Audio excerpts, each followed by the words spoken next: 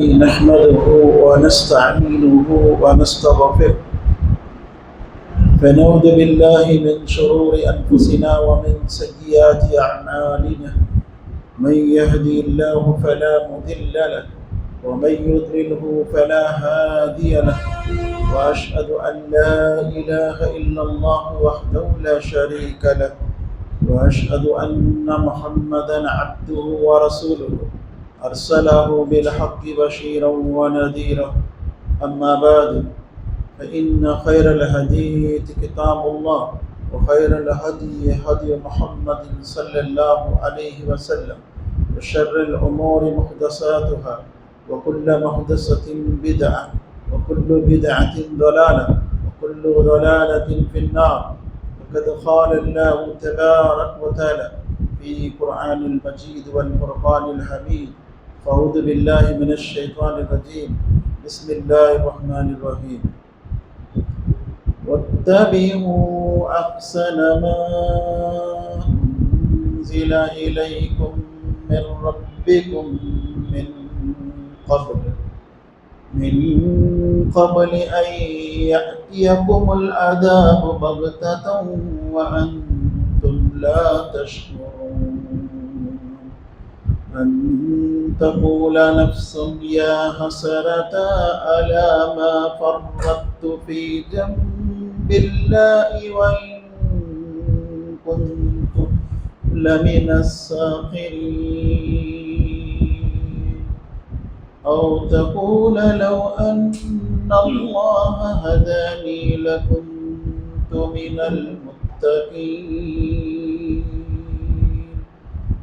أو تقول حين ترى العذاب لو أن لي كرة فأكون من المحسنين بلى قد جاءتك آياتي فكذبت بها واستكبرت وكنت من الخاسرين يوم القيامة ترى الذين كذبوا على الله وجوههم مسودة أليس في جهنم مثوى للمتكبرين وينجي الله الذين اتقوا بمفازتهم لا يمسهم السوء ولا هم يحزنون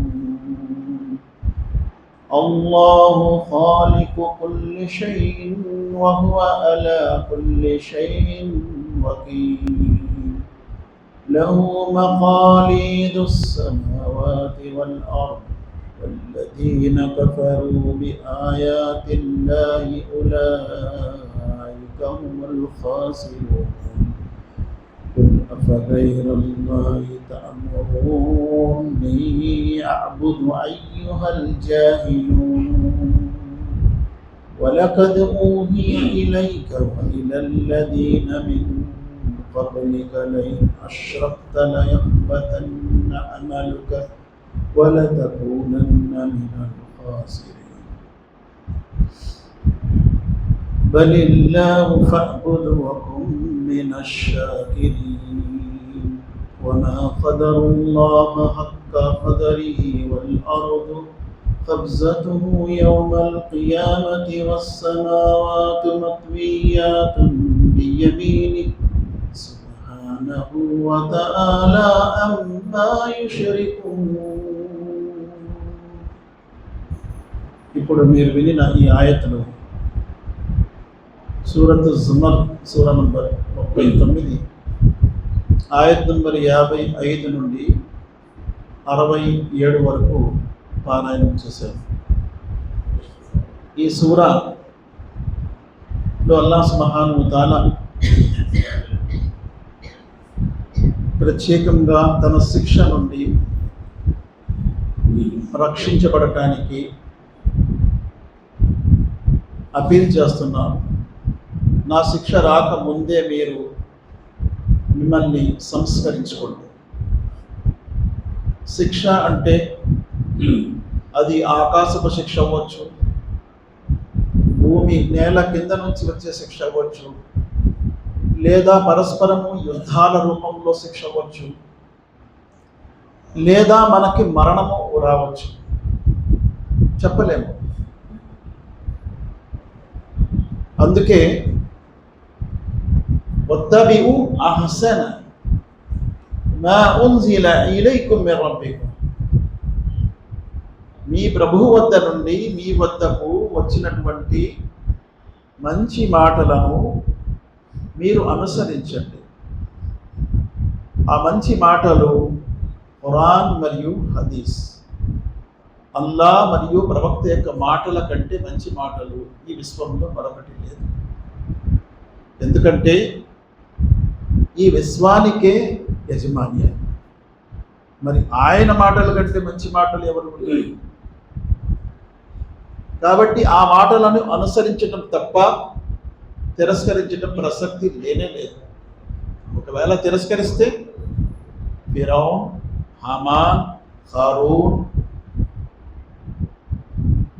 Abu జహల్, Abu Lahab, Ubayy bin Khalaf వారి యొక్క గతి ఏమైందో అదే గతి అవుతుంది. కొన్ని ఉదాహరణలు అల్లాహ్ సుబ్హానహు వ తఆలా మనకి వినిపించారు. కాబట్టి అల్లాహ్ యొక్క మాటల్ని అనుసరించడం తప్ప వేరేది ప్రసక్తి లేనిది. అనుసరించి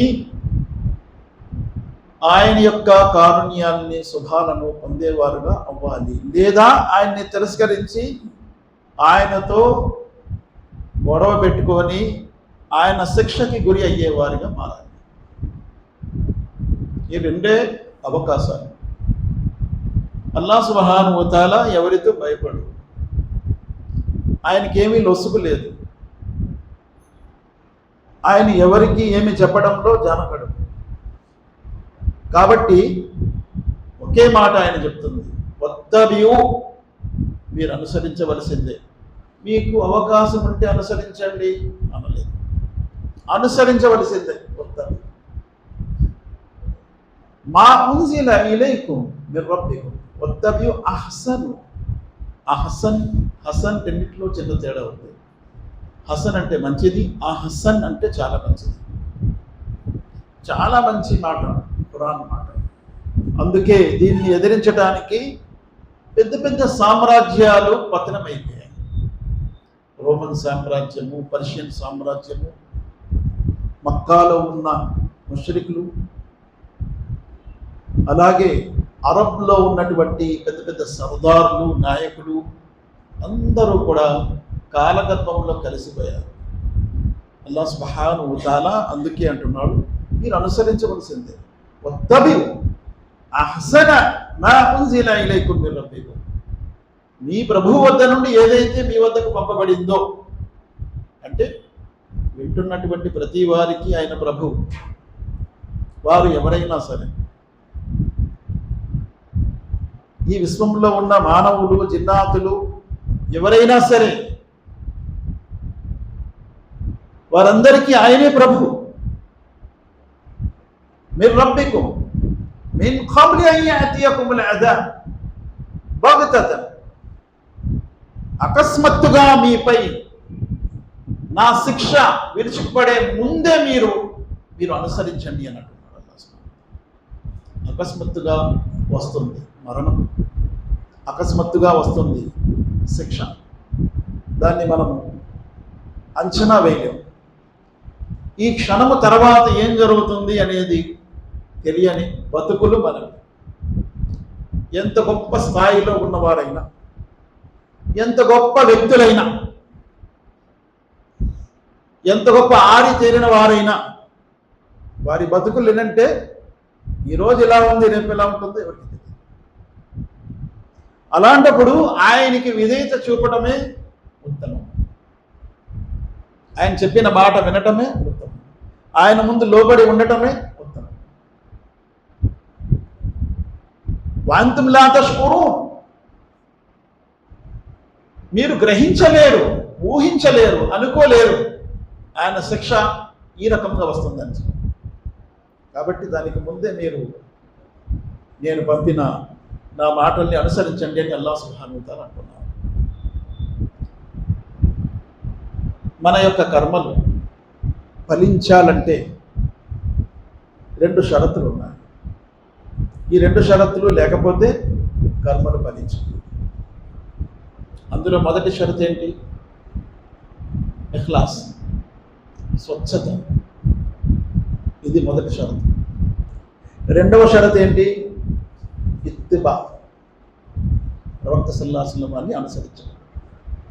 ఈ 2 షరతులు ఎంత ఇంపార్టెంట్ అంటే ఈ రెండిట్లో ఏ ఒకటి లేకపోయినా కర్మ ఫలించబడదు, ఆ కర్మను స్వీకరించబడదు.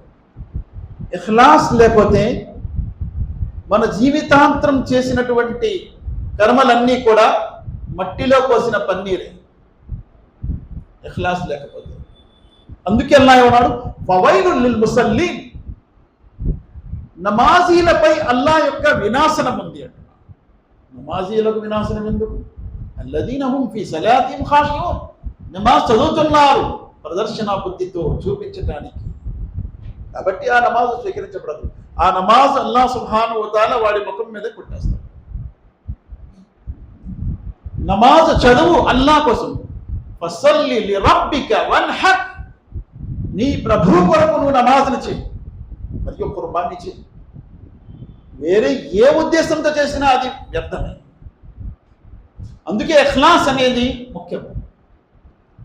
మనము ఏం చేసినా అందులో ఇఖ్లాస్ లేకపోతే అది స్వీకరించబడదు. జిబ్రీల్ అమీన్ ముహమ్మద్ అరబీ సల్లల్లాహు అలైహి వసల్లంకి అడిగినటువంటి ప్రశ్నలో హదీస్ జిబ్రీల్, దీనికి ఒక్కొక్కరు 10 జిల్దులు తఫ్సీర్ చేశారు ఒక్క హదీస్ని. జిబ్రీల్, హదీస్ జిబ్రీల్ అంటారు దీన్ని. అందులో ఆయన ప్రశ్నించిన లాస్ట్ ప్రశ్న ఏంటి? మల్ ఇహ్సాన్, ఇహ్సాన్ అంటే ఏంటి? అన్ తఅబుదుల్లాహ్ కఅన్నక తరావు ఫఇన్ లమ్ తకున్ తరావు ఫఇన్నహు యరాక్.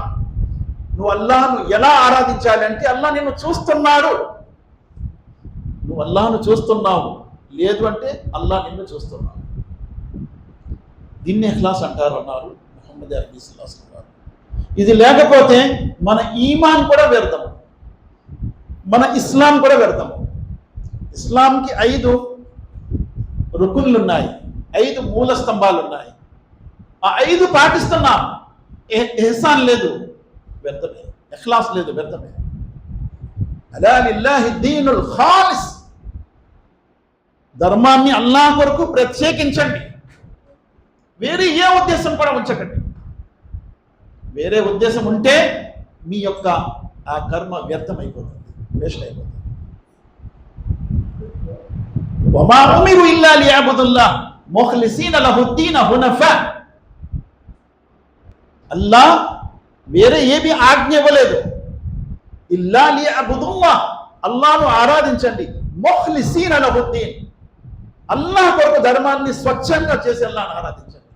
అంటే స్వచ్ఛమైన ధర్మాన్ని అల్లాహ్ స్వీకరిస్తాడు. మనము ఎలాగైతే ప్యూర్ కావాలండి అంటాం, ఒరిజినల్ కావాలండి, ప్యూర్ కావాలండి, కల్తీ మాకు వద్దండి అంటాం.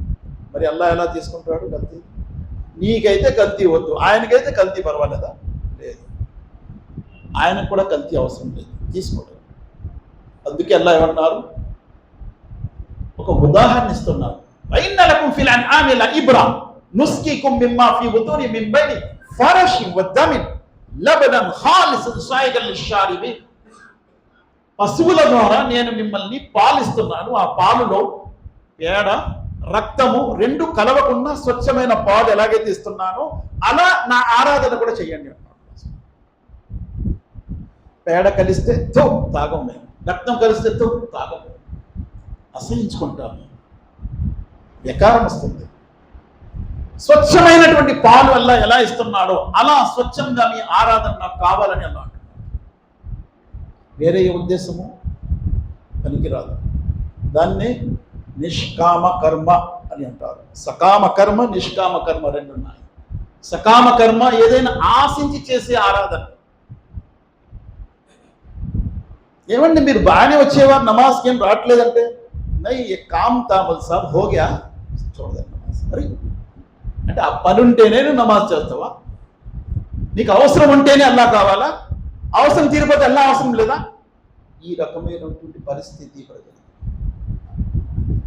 थोड़ा प्रॉब्लम था मत साहब इसलिए मैं नमाज पढ़ता था, वो सॉल्व हो गया. నౌజుబిల్లా. లేదు, అలా కాదు, నువ్వు అల్లాహ్ కొరకు నమాజ్ చేయి. ఏంటండి ఫజర్ నమాజ్కి వస్తున్నారు ఖచ్చితంగా, డాక్టర్ గారు కొంచెం యోగా చేయమన్నారండి, కొంచెం తెల్లవారు లేచి నడవమన్నారు, అలా నమాజ్కి వచ్చేస్తున్నాను. నీ నమాజ్ పనికిరాదు. నువ్వు డాక్టర్ గారి కోసం నమాజ్ చేయొద్దు, నీ కోసం చేయొద్దు, అల్లాహ్ సుబ్హానహు వ తఆలా కోసం చేయి నమాజ్. అల్లాహ్ కోసం చేయి నమాజ్. ఫసల్లి లిరబ్బిక వన్హర్ అని అల్లాహ్ అన్నాడు. నువ్వు నమాజ్ చదువు అల్లాహ్ కొరకు. అల్లాహ్ సుబ్హానహు వ తఆలా కొరకు చేసిన ఆరాధనలే స్వీకరించబడతాయి. వేరే ఏ ఉద్దేశం కూడా కలుషితం అయితే అది స్వీకరించబడదు. వవైలుల్ లిల్ ముసల్లీన్ అల్లదీన హుమ్ అన్ సలాతిహిమ్ సాహూన్. నమాజీలపై వినాశనం ఉంది, ఎవరైతే తమ నమాజుని ప్రదర్శనా బుద్ధి కోసం చేస్తున్నారో అది పనికిరాదు. అల్లాహ్ సుబ్హానహు వ తఆలా ఈ స్వచ్ఛమైనటువంటి ధర్మాన్ని మనకిచ్చాడు. ప్యూర్ ధర్మం ఇది, ఒరిజినల్ ధర్మం. దీన్ని కలుషితం చేశారు చాలామంది, కానీ వారు కలుషితమయ్యారు, కానీ ధర్మం కలుషితం కాలేదు. ధర్మం స్వచ్ఛమైనది, ఇది ఎప్పుడు స్వచ్ఛంగానే ఉంటుంది. కలుషితం చేసేవారు కలుషితం అయిపోతారు, ధర్మం కలుషితం కాదు. ఇన్నా నహ్ను నజ్జల్నా జిక్ర వ ఇన్నా లహు లహాఫిజూన్. ఈ ధర్మాన్ని మేమే అవతరింపజేశాము, దీని సంరక్షణ బాధ్యత కూడా మాదే అని అల్లాహ్ అంటున్నాడు. కాబట్టి దీన్ని ఎవరు కలుషితం చేయలేరు. అల్లాహ్ సుబ్హానహు వ తఆలా యొక్క సృష్టిలో ఎలాగైతే ఎవరు జోక్యం చేసుకోలేరో, అలాగే అల్లాహ్ సుబ్హానహు వ తఆలా యొక్క ధర్మంలో కూడా ఎవరు జోక్యం చేసుకోలేరు. ఈ సృష్టిలో ఎవరి జోక్యం ఉండదు. ఇలా కాదండి 24 గంటలైతే సరిపోవట్లేదు, ఒక 25 గంటలు పెట్టుకుందామండి అంటే ఎవరైనా అనగలరా? ఎవరికి సాధ్యం కాదు. ధర్మంలో ఎవరి జోక్యం ఎలాగైతే లేదు, ఈ సృష్టిలో ఎవరి జోక్యం ఎలాగైతే లేదు, ధర్మంలో కూడా ఎవరి జోక్యం కూడా లేదు. ఈ ధర్మము అల్లాహ్ సుబ్హానహు వ తఆలా, ప్రవక్త తమ వైపు నుండి స్థాపించిన ధర్మం కాదు, దైవదూత జిబ్రీల్ తన వైపు నుండి స్థాపించిన ధర్మం కాదు. ఈ ధర్మము అల్లాహ్ సుబ్హానహు వ తఆలా. అందుకే జిబ్రీల్ అమీన్ కి ప్రవక్త సల్లల్లాహు అలైహి వసల్లం వారు రిక్వెస్ట్ చేశారు, అయ్యా మీరు అప్పుడప్పుడు వస్తూ ఉంటారేంటి, తరచూ రండి, నాకు మీరు రావటం అంటే చాలా ఆనందం, మీ గురించి ఎదురు చూస్తూ ఉంటాను, తరచూ రండి అయ్యా. ఆయన ఏమంటున్నారు? మా నతనజ్జలు ఇల్లా బి అమ్రి రబ్బిక్ లహు మా బైన ఐదీనా వమా ఖల్ఫనా వమా బైన దాలిక్. మేము మా వైపు నుండి రాము, మేము మా వైపు నుండి రాము, దైవదూతలు ఎవరు కూడా వారి వైపు నుండి రారు. వమా నతనజ్జలు ఇల్లా బి అమ్రి రబ్బిక్ లహు మా బైన ఐదీనా వమా ఖల్ఫనా వమా బైన దాలిక్ వమా కాన రబ్బుక నసియా. ప్రతిదీ ఆయన ఆజ్ఞతోనే అవుతుంది, ఆయన ఆజ్ఞ లేనిదే మేము మీ దగ్గరికి రాలేము. స్వయంగా మా మట్టుకు మేము రావటం అనేది ఇది మా యొక్క వశము కాదు. కాబట్టి ధర్మం అనేది అర్థము చేసుకోవటంలో చాలా ప్రజలు వెనకబడిపోయారు. ఈ ధర్మం అనేది స్వచ్ఛమైనది. అందుకే అల్లాహ్ సుబ్హానహు వ తఆలా అన్నారు, అలా లిల్లాహి దీనుల్ ఖాలిస్. జాగ్రత్త, ధర్మాన్ని అల్లాహ్ కొరకే స్వచ్ఛంగా ఉంచండి. అలా అనే పదం వాడి అల్లాహ్ అంటున్నారు. జాగ్రత్త అంటే ధర్మం కలుషితం అవుతుంది, ప్రజలు కలుషితం చేస్తారు, అందులో మీరు పడకండి, స్వచ్ఛమైన ధర్మాన్ని స్వీకరించండి, ధర్మాన్ని స్వచ్ఛంగా ఉంచండి. రెండోది ఏంటండి? ఇత్తబాయే రసూల్, ప్రవక్త యొక్క విధేయత. లేదండి ప్రవక్త అవసరం లేదు, మేము తౌహీద్ మీద ఉన్నామండి, జన్నతులో వెళ్ళిపోతామండి. అవుద్దా? అవ్వదు. నువ్వు తౌహీద్ మీద ఉన్నా జన్నతులు వెళ్ళే అవకాశం లేదు. ఈ తౌహీద్ని నీకు నేర్పించింది ఎవరు? ప్రవక్త ముహమ్మద్ సల్లల్లాహు అలైహి వసల్లం. ప్రవక్త రాకముందు భూమిపై తౌహీద్ లేదు, తౌహీద్ అర్థము కాలేదు ప్రజలకి, అయోమయంలో పడ్డారు. గత ప్రవక్తలు ఉన్నారు, వారి ద్వారా మాత్రమే తౌహీద్ తెలిసింది, కానీ వారి ద్వారా కాకుండా తౌహీద్ ఎవరికి తెలియలేదు. ఒక ఉదాహరణ ఇస్తాను. జైద్ బిన్ అమ్ర్ బిన్ నుఫైల్ ఒక వ్యక్తి ఉండేవారు. ప్రవక్త సల్లల్లాహు అలైహి వసల్లం వారి ప్రవక్త పదవి దొరికాక ముందు 4 సంవత్సరాల ముందే ఆయన చనిపోయారు. ఆయన పేరు Zaid bin Amr bin Nufail. అష్రా ముబషరా 10 మంది సహాబాలో ఒక సహాబీ ఉన్నారు, Saeed bin Zaid bin Amr bin నుఫైల్.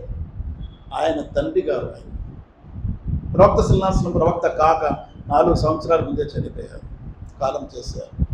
ప్రవక్తతో అడిగారు, ఓ ప్రవక్త, జైద్ బిన్ అమర్ బిన్ నుఫైల్ ఎక్కడున్నారు? జన్నత్లో ఉన్నారు. ఎలా ప్రవక్త? ఆయన తౌహీద్పై చనిపోయారు. ఆయనకి తౌహీద్ ఎలా తెలిసింది? ఆయన సిరియా వెళ్ళారు, యూదులతో కలిశారు, క్రైస్తవులతో కలిసి అన్నారు, మీ దగ్గర ఉన్న ధర్మాలు కలుషిత ధర్మాలు, మీరు ప్రవక్తల్ని అనుసరిస్తున్నారు, ప్రవక్తల విషయాలు చెప్తారు, ఒరిజినల్ స్వచ్ఛమైన ధర్మం ఏంటో మనకు తెలుపగలరా? వారు అన్నారు, ఇప్పుడు భూమి మీద ఎక్కడ స్వచ్ఛమైన ధర్మం లేదు, పాటించేవారు ఎవరు లేరు, కానీ స్వచ్ఛమైన ధర్మం బుక్కులో ఉంది, బైబిల్లో ఉంది, తౌరాత్లో, ఇంజీల్లో స్వచ్ఛమైన ధర్మం ఉంది. నేను పాటించలేదు, నేను పాటించలేదు, భూమి మీద ఎవరు కూడా పాటించట్లేదు. ఈ మాట నువ్వు మానే చెప్పడం లేదు, నాకు స్వచ్ఛమైన ధర్మమే కావాలి, మీరు చెప్పండి. అప్పుడు క్రైస్తవ పండితులు అన్నారు, స్వచ్ఛమైన ధర్మం అబ్రహం యొక్క ధర్మం, ఇబ్రాహీం అలైహిస్సలాం ధర్మం, దీనే ఇబ్రాహీం, మిల్లత్ ఇబ్రాహీం. తర్వాత యూదులతో కలిశాడు, యూదులు కూడా అదే అన్నారు, మిల్లత్ ఇబ్రాహీం, స్వచ్ఛమైన ధర్మం, ఒకే దైవాన్ని ఆరాధించే ధర్మం, ఇంకా వేరే ఏది కూడా స్వచ్ఛమైన ధర్మం లేదు భూమి మీద. అప్పుడు అమర్ బిన్ నుఫైల్ మక్కా వచ్చాడు, మక్కాలో నిలబడి ప్రజలకి తౌహీద్ చెప్పడం స్టార్ట్ చేశాడు. అమర్ బిన్ నుఫైల్ అక్కడ ఏం చేస్తున్నారు? కొన్ని పనులు ఇస్తున్నారు, జంతువులు ఇచ్చి అందరికీ భోజనాలు పెడుతున్నారు. ఎవరి మీద? దేవతల పేరు మీద. అమర్ బిన్ నుఫైల్ నిలబడి ప్రకటిస్తున్నాడు, మీరిస్తున్న బలుల యొక్క మాంసం నేను తినను, నేను మీ విందు భుజించను. ఆకాశం నుండి నీరు కురిపిస్తున్నటువంటి వారు అల్లా, భూమి నుండి పచ్చికలు తీస్తున్నటువంటి వారు అల్లా, అవి మేసిన ఈ పశువుల్ని మీరు దైవేతల నామములో బలిస్తున్నారు కాబట్టి నేను భుజించాను, తినను అని అన్నాడు. ముహమ్మద్ సల్లల్లాహు అలైహి వసల్లం అప్పటికి ప్రవక్త కాలేదు, అక్కడే ఉన్నారు. ఆయన కూడా వచ్చారు, ఈయనతో పాటు నేను కూడా ఉన్నాను అన్నారు. ముహమ్మద్ సల్లల్లాహు అలైహి వసల్లం నేను కూడా ఈయనకి సపోర్ట్ చేస్తున్నాను. మహాప్రవక్త ముహమ్మద్ సల్లల్లాహు అలైహి వసల్లం వారు ఎప్పుడు కూడా సత్యానికి సపోర్ట్ చేసేవారు.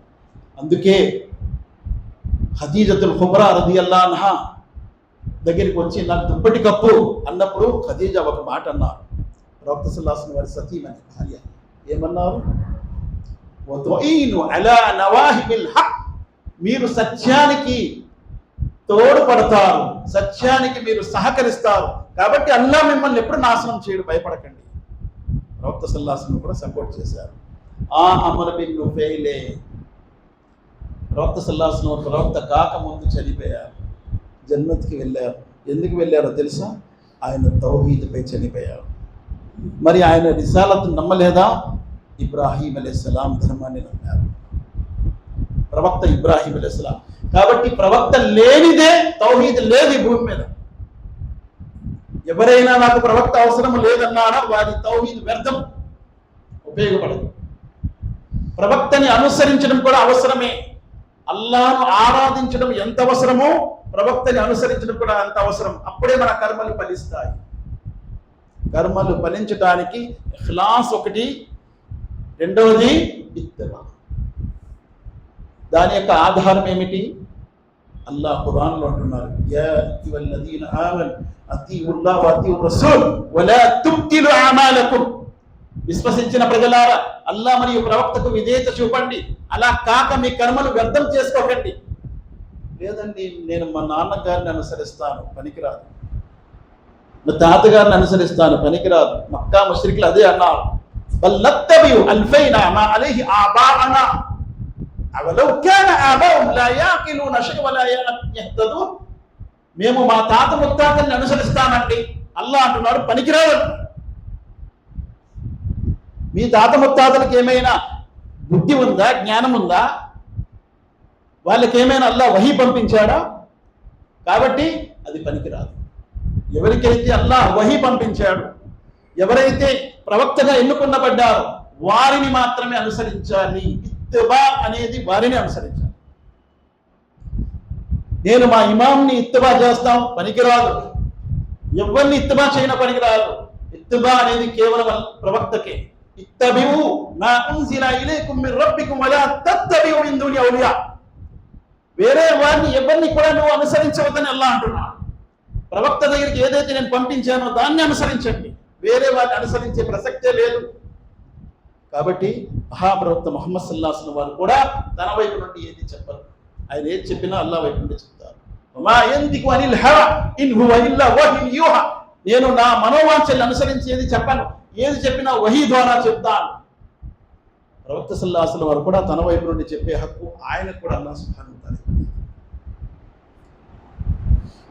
మహాప్రవక్త ముహమ్మద్ సల్లల్లాహు అలైహి వసల్లం అంటున్నారు, మన్ అహదస ఫీ అమ్రినా హాదా మా లైస మిన్హు ఫహువ రద్దు. బుఖారీ మరియు ముస్లిం. ఇందులో ప్రవక్త సల్లల్లాహు అలైహి వసల్లం అంటున్నారు, ఎవరైతే నా ధర్మములో తన వైపు నుండి కొత్త మాట కల్పిస్తాడో అది రద్దు చేయబడుతుంది, ఉపయోగపడదు. మన్ అమిల అమలన్ లైస అలైహి అమ్రునా ఫహువ రద్దు. ఎవరైతే నేను చెప్పనటువంటి కార్యం చేస్తున్నాడు నా ధర్మంలో, వాడు మర్దూద్, రద్దు చేయబడతాడు. వాడి కర్మలన్నీ వ్యర్థమైపోతాయి. కాబట్టి ప్రవక్త యొక్క సాక్ష్యం ఎందుకు ఇచ్చాం మనము? షహాదత్తైన్ అని ఎందుకు అంటాము? షహాదత్తైన్ అంటే ఏంటి? రెండు సాక్ష్యాలు.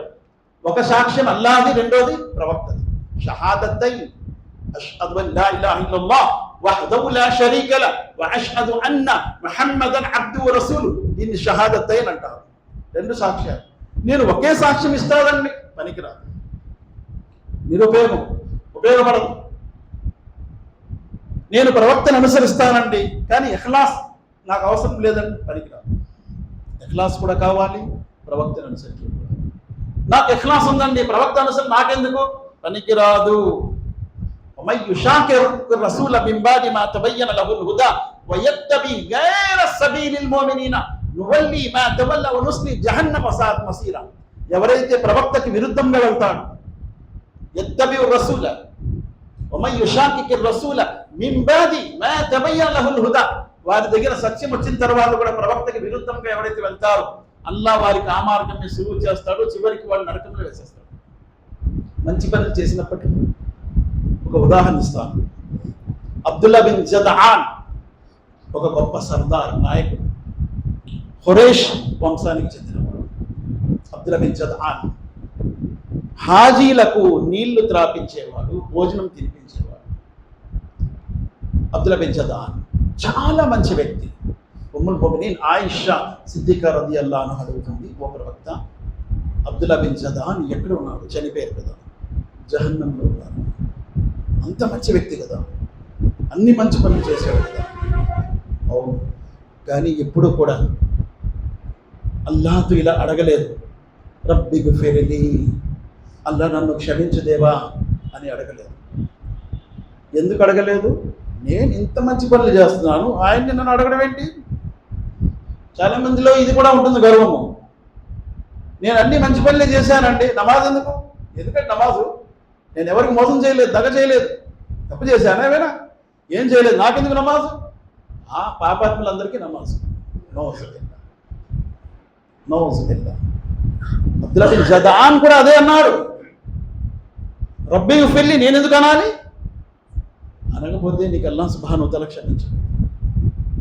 నువ్వు అల్లాహ్ ఇస్తున్నటువంటిది అనుగ్రహాన్ని నువ్వు పంచుతున్నావు, కానీ నీ వైపు నుండి పంచుతున్నా ఈ విషయాన్ని నువ్వు గుర్తించలేదు. మరి ఇద్దరు తోటగల వారు జుమ్మా నాడు చాలా మంది సూర్య కహ్ఫ్లో చదువుతారు. ఆ ఇద్దరు కూడా విశ్వాసులే, కానీ ఒకడేమన్నాడు, ఈ తోటలు అంతా కూడా నా కష్టము, నా తెలివితేటలు, నా టాలెంట్, నా గొప్పతనము, ఇందులో మాషా అల్లా అని ఎందుకు అనాలి? నేను మాషా అల్లా అంటే అల్లాహ్ తలుసుకున్నాడు ఇచ్చాడని ఎందుకు అనాలి? అప్పుడు ఆ సహోదరుడు అన్నాడు, వలో కుంతు మాషా అల్లాహు లా ఖువ్వత ఇల్లా బిల్లాహ్ ఇన్ తరని అనా అకల్ల మిన్క మాలం వ వలద ఫాసా రబ్బి అన్ యూతియని ఖైరన్ మిన్ జన్నతిక వ యుర్సిల్ అలైహా ఉస్బానన్ మినస్ సమాయి فتصبح سعيدا زلقا او يصبح معه غورا فلن تستطيع له طلبا واحيط بثمر فاصبح يقلب كفيه على ما انفق فيها وهي خاويه على عروشها فيقول يا ليتني لم اشرك بربي احد. ఆ స్నేహితుడు అంటున్నాడు, నువ్వు మాషాల్లా అంటే బాగుంది, ఎందుకలా గర్వం వహిస్తున్నావు? నాకు నీకంటే ధనము, ఆస్తి, అంతస్తులు తక్కువ ఉన్నాయని నువ్వు అలా విరుచుకుపడుతున్నావు. ఇది సరికాదు నాయన, మాషాల్లా. ఏమో అల్లా తెలుసుకుంటే నీకంటే మంచి తోటలు నాకు ఇస్తాడేమో, నీ తోటపై ఆకాశం నుండి శిక్ష కురుస్తుందేమో, నీ తోటలు కాలి బసం అయిపోతాయేమో, ఆ నీళ్ళు అన్నావే, ఆ సెలయేరు అన్నావే, అది భూమిలోనికి వెళ్ళిపోవచ్చేమో. అలాగే జరిగింది. అందుకే అన్నాడు, వలా ఉష్రికు బిరబ్బి అహదా, నేను షిర్క్ చేయకపోతే ఎంత బాగుంది. ఇది కూడా షిరికే. అహము అనేది కూడా షిరికే. అబ్దుల్లా బిన్ జదాన్లో కూడా అదే ఉంది. కాబట్టి ధర్మం విషయంలో అల్లాహ్ సుబ్హానహు వ తఆలా యొక్క మాటని వినటంలో ఇఖ్లాస్ ఉండాలి, ఇఖ్లాస్, స్వచ్ఛత.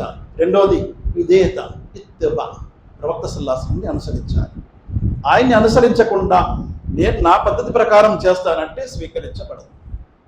మీరు ఎంత మంచి పద్ధతిలో చేసినా స్వీకరించబడదు. చాలా మంది యొక్క అపార్థం ఇదే ఉందండి. 11 షరీఫ్ చేస్తున్నామండి, ఎందుకు చేస్తున్నాం? పేద భోజనం పెడుతున్నామండి. స్వీకరించబడదు. ఎందుకంటే నువ్వు ధర్మం అని చెప్పి చేస్తున్నావు 11 షరీఫ్. నువ్వు ఏదో పేదవాళ్ళకి భోజనం పెడుతున్నావు సరదాగా, అది వేరు, చేసుకో, పర్వాలేదు. కానీ ఇక్కడ ధర్మం పేరుతో చేస్తున్నావు. 11 షరీఫ్ అంటున్నావు, మళ్ళా 12 షరీఫ్ అంటున్నావు, మళ్ళా మీలాదు నబీ అని చేస్తున్నావు. స్వీకరించబడదు. ధర్మం విషయంలో చాలా కేర్ఫుల్గా ఉండాలి. కేర్లెస్ ఇందులో పనికిరాదు. నేను ఏదైనా చేస్తానని నా ఇష్టం, నా డబ్బులు అంటే చేసుకో, అల్లాహ్ దగ్గర స్వీకరించబడదు. ప్రవక్తను అనుసరించాలి, ఆయన చెప్తే చేయాలి, ఆయన చెప్పొచ్చు చేయకూడదు ధర్మంలో. అలాగైతే మనము చేయొచ్చు. ఈ రోజు ఏంటి జుమ్మా కదా, సరే గురువు గారు 3 రకాలు చదివించండి అనొచ్చు. అవుద్దా? అవును. ఎవరు ఒప్పుకోరు. సుబ్హానల్లాహ్ అంటారు వెనక నుంచి నిలబడగానే. ఎందుకంటే చెల్లదు. 2 అంటే 2, 1 చదివినా చెల్లదు, 3 చదివినా చెల్లదు. ఏమిటి ఎక్కువ రకాలు చదువుతున్నాం కదా, పనికిరాదు. ప్రవక్త సల్లల్లాహు అలైహి వసల్లం వారి ధర్మము అల్లాహ్ ఇచ్చాడు ఆయన. కాబట్టి 2 ఉండాలి. ఒకటి ఇఖ్లాస్, రెండోది ఇత్తిబా. దేనిని ఇబాదత్ అంటారు? అసలు ఇబాదత్ అంటే ఏంటి? ఆరాధన అంటే ఏంటి? భక్తి అంటే ఏంటి? ఇందులో 3 విషయాలు ఉండాలి. మనం రోజు 17 సార్లు అదే చెప్తున్నాం, కానీ మనకు తెలియదు. కొంతమందికి తెలుసు, కొంతమందికి తెలియదు. 3 విషయాలు తప్పనిసరిగా ఉండాలి, అప్పుడే అది ఇబాదత్ అవుతుంది. ఏమంటున్నా నమాజ్ నిలబడి అల్హమ్దులిల్లాహి రబ్బిల్ ఆలమీన్. దీని అర్థం ఏంటి? అల్హమ్దులిల్లాహి రబ్బిల్ ఆలమీన్ అంటే ఇందులో అల్లాహ్ పట్ల మొహబ్బత్, ప్రేమ ఉంది. మొదటిది ప్రేమ. ఏదైనా ఒక ఆచరణ భక్తి అవ్వాలంటే అందులో మొదటిది ప్రేమ ఉండాలి. ఆ ఆచరణ గురించి ప్రేమ ఉండాలి. ఆయన ఇచ్చిన ఆజ్ఞని ప్రేమ ఉండాలి. ఒకటి. రెండవది అల్లాహ్ పట్ల ఉత్సాహం ఉండాలి. అంటే అల్లాహ్ కరుణిస్తాడు, క్షమిస్తాడు, మంచి చేస్తాడు, మేలే చేస్తాడు. అందుకేమన్నాం? అర్-రహ్మాన్ రహీం. రెండవది. మూడవది భయం. రెండవది ఆశ, మూడవది భయము. మాలికి యౌమిద్దీన్, ప్రతిఫల దినానికి స్వామి ఆయన. ఆ తర్వాత ఏమన్నాం? ఇయ్యాక నఅబుదు వ ఇయ్యాక నస్తఈన్. అప్పుడు ఆరాధన. ఈ 3 ఉంటేనే ఆరాధన. దానినే ఆరాధన అంటారు, దాన్నే భక్తి అంటారు. ఈ 3 లేకపోతే అది భక్తి కాదు. ఎవరిలోనైతే ప్రేమ ఉండదో, అల్లాహ్ పట్ల ప్రేమ, మనం నమాజ్కి వచ్చాము అల్లాహ్ పట్ల ప్రేమతో, అల్లాహ్ పట్ల ప్రేమతో, నమాజ్ పట్ల ప్రేమతో, ఇది అల్లాహ్ ఆజ్ఞ కాబట్టి అని. మొదటిది ప్రేమ, రెండవది ఆశ. అల్లాహ్ మేలు చేస్తాడు, కీడు చేయడు. అందుకేమంటారు? బియదికల్ ఖైర్, నీ చేతుల్లో అన్ని మేళ్ళే ఉన్నాయి, నువ్వెవరికి కీడు చేయవు. చాలా మంది అంటారు కిత్తా కామ్ కరే అని అల్లాహ్ తూ కిత్తా కామ్ కరే. ఆయన ఏం చేస్తాడు? కీడు చేస్తాడు ఆయన? కీడు చేయడు, ఆయన మేలే చేస్తాడు. ఆ కీడు ఎలా జరిగిందో నువ్వు ఆలోచించుకో, నువ్వు ఏడుచో, కూర్చో, నీ నత్తి నువ్వు బాదుకో. కీడు ఆయన చేయడు, ఆయన మేలే చేస్తాడు. వేదికల్ ఖైర్, నీ చేతుల్లో అన్ని మేలే ఉన్నాయి. అంటే నీకు ఏదైనా చేసాడు అంటే నువ్వు కీడు అనుకుంటున్నావు, అది నీకోసం మేలు. కానీ నువ్వు దాన్ని తర్వాత గుర్తిస్తావు, తర్వాత నీకు దాంట్లో ఉన్న రహస్యం తెలుస్తుంది, అది నా మేలు కోసం చేశాడు ఆయన. వేదికల్ ఖైర్.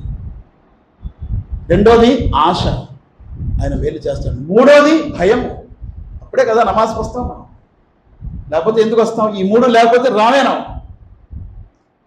చాలామంది ఏమంటారంటే, నాకు ఆశ జన్నత్ అవసరం లేదండి, జహన్నం భయం అవసరం లేదండి, అల్లా అంటే నాకు చాలా ప్రేమ, అందుకే నేను నమాజ్ చేస్తాను. స్వీకరించబడదు మీ ఆరాధన, అది ఆరాధన అవ్వదు. మీ ఎక్సైజే కానీ అది ఆరాధన కాదు. ఇలాంటి కొన్ని ఫిర్కాలు తయారయ్యాయి. ఒకటి, అల్లా పట్ల ప్రేమ ఉంది మీకు. రెండవది, ఆశ కూడా ఉండాలి జన్నత్ అని. జన్నత్ ఇస్తే ఇచ్చాడు, లేకపోతే లేదు, నాకు అవసరం లేదండి, జన్నత్ అవసరం లేదు, కానీ ఆయన పట్ల ప్రేమ ఉంటే అది చాలా తక్కువ. ఒక హదీస్ ఉంది, ప్రవక్త ముహమ్మద్ సల్లల్లాహు అలైహి వసల్లం అన్నారు, ఒక సైన్యము దైవదూతలది భూమిపై తిరుగుతూ ఉంటుంది. ఇలాంటి సభలను వెతుకుతూ ఉంటుంది. అది ఆ సభలు దొరికితే ఇక్కడి నుంచి మొదటి ఆకాశం వరకు క్రమ్ముకుంటారు ఆ దైవదూతలు. సభ పూర్తయిన తర్వాత అల్లా దగ్గరికి వెళ్తారు. అల్లాకి అన్నీ తెలిసిండి అల్లా అడుగుతాడు, ఎక్కడి నుండి వచ్చారు? అల్లా ఫలానా మస్జిద్ సుమయ్య దగ్గర నీ గురించి చెప్పుకుంటున్నారు, నీ మాటలు అవుతున్నాయి, అక్కడి నుండి వచ్చారు. ఏం చెప్పుకుంటున్నారు? యుసబ్బిహూనక వయుకబ్బిరూనక యుమజ్జిదూనక. అల్లా నిన్ను స్తుతిస్తున్నారు, నీ కీర్తిని చాటుతున్నారు, నీ గొప్పతనాన్ని చెప్పుకుంటున్నారు. నన్ను చూసారా ఏంటి? చూడలేదు. చూస్తే ఏం చేస్తారు? ఇంకా ఎక్కువ కూర్చుంటారు. అల్లా ఆ తర్వాత అల్లా సుబ్హానహు వ తఆలా అడుగుతున్నారు, సరే వారికి ఏం కావాలంట? చూసారా అల్లా అడుగుతున్నారు, అల్లా వారికి జన్నత్ కావాలంట. ఇది అవసరము. మనం నమాజ్కి వస్తున్నాము, అల్లాహ్ యొక్క ఏ కార్యం చేస్తున్నాము, ఈ మూడు అవసరము. అందులో ప్రేమ, ఆశ, భయము అవసరం ఉండాలి. లేకపోతే అది భక్తి కాదు, అది ఆరాధన కాదు. జన్నత్ కావాలా? జన్నత్ని చూసారా ఏంటి? చూడలేదు. చూడకుండానే అంత శ్రమిస్తున్నారా? అవును. చూస్తే ఏం చేస్తారు? ఇంకా శ్రమిస్తారు. అల్లా అది రెండవది. మూడవది అల్లా అడుగుతున్నారు, దేని నుండి వారు శరణం కోరుతున్నారు? ఏది వద్దంట? అల్లా జహన్నం వద్దంట వారికి. చూసారా? కాబట్టి ఇవి అవసరము. మనము తెల్లవారి ఫజర్కి లెగిసి వస్తున్నామంటే అల్లా జన్నత్ ఇస్తాడని, జహన్నం నుండి కాపాడుతాడని. అల్లా ఇన్ని సౌకర్యాలు చేశాడు కాబట్టి నా పట్ల ఎంత ప్రేమ చూపించాడు, నేను ఆయన్ని ప్రేమిస్తున్నాను, అందుకే నేను వెళ్తున్నాను నమాజ్కి. కాబట్టి దానినే ఇబాదత్ అంటారు. ఇఖ్లాస్ అనేది మనం చేస్తున్నటువంటి ఆరాధనలో ఒక ఉదాహరణ ఇస్తాను. ఇఖ్లాస్ గురించి ఒక ఉదాహరణ ఇస్తాను. ఖయామత్ నాడు అల్లాహ్ సుబ్హానహు వ తఆలా ఎవరికైనా ఏమైనా కీడు చేస్తే వారికి దాని బదులిస్తాడు. నేను ఎవరితో తినేసాను ధనం,